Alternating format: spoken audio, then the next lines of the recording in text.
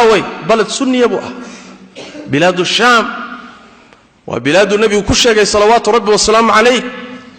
إني تهي بلاد الجهاد كاستاجي دونه طائفة المنصورة أن النبي كتل ما صلى الله عليه وسلم يهودنا ماشى اللي قرأت قالمي دونا أرض الشام شيعة قادتي أهل السنة بي قورعيان دومر كيبي إلمها كتيرا كسوطوريان سي الله سيدونا ما يتصرفيان بلا يأيم الحدين بقرب تاغن شيعة وأوذي هذه وضطة باين شوق الشيء ودن كان هذا أن شوقنه خاصة مناطق المسلمين تصاحلك إلى وقت الأربع يكشقي سنين وحوغا ودمنا كلا درسكا ما يحيى كلا قديسان بيكسوا قالين إن بدنوا كم ده صوفية غلاد أبي قرب سنيان دروي كهر بيهايت markii la ii keenay kutubta shiicada ee maraajicda ah kuwii ugu muhiimsanaa uguna khatarsanaa oo lagu qaybinayo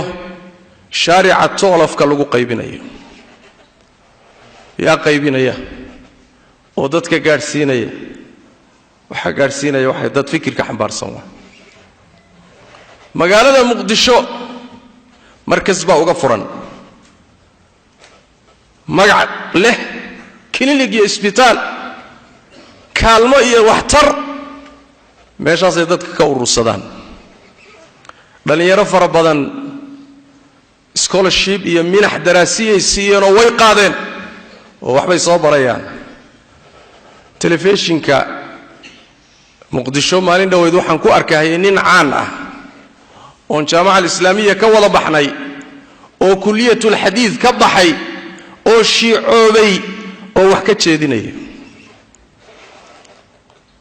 war qabiil baa la isu laayay oo gobolaysi baa maanta qoorta la isugu jiraa oo masaa'ibta ummadan haysata ay wax sahlan ma aha marka ay timaado wax la yiraahdo shiica iyo sunna hadana meesha isku heshay waxa la sugayo maxay tahay dan laga malaha waxoogaa xoolo la haystaa nimanka meelaha jooga waxoogaaga yarkay qaadanayaan baa muhiim u ah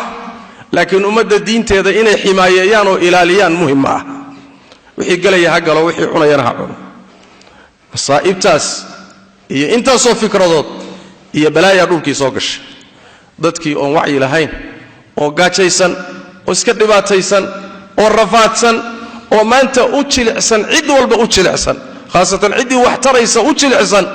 ayaa waxaasoo dhan maanta soo dhex galeen aaway dadkii ka murgi lahaa annagana waxaan ku dhex baaba'anay laba qolo dhexdood laba dibiyo hardamaya ayaan dhexdooda ku baaba'anay qolo kuraasi ka luntay oo waalan majaaniin ah kuraas baa waa shay miyir kale ma leh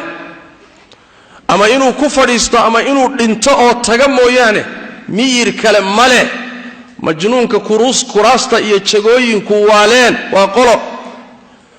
dan qabiil kama shaqeeyaan dan gobol kama shaqeeyaan dan wadanna kama shaqeeyaan laakiin waa danayste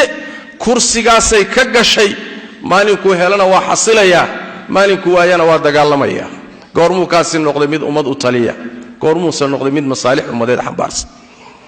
fi'ada labaad iyo kooxda labaad waxa weeye waa niman ganacsata ah oo ummadani u afduuban tahay oo haddii nidaamba ummadda u soo noqdo rumaysan jaanisyo fara badan oo haystaan iyo tuubooyin meel ugu jiro nuugayaan inay ka baaba'ayaan sidaas daradeed nidaam oo dhan bay la dagaalamayaan inuu wax soo noqdo ummadan isku soo noqotay la dagaalamayaan waxoogaa dhaqaalana waa haysteen oo xaraan ku soo gashay war ma labadaas qolaan u afduubnaanayna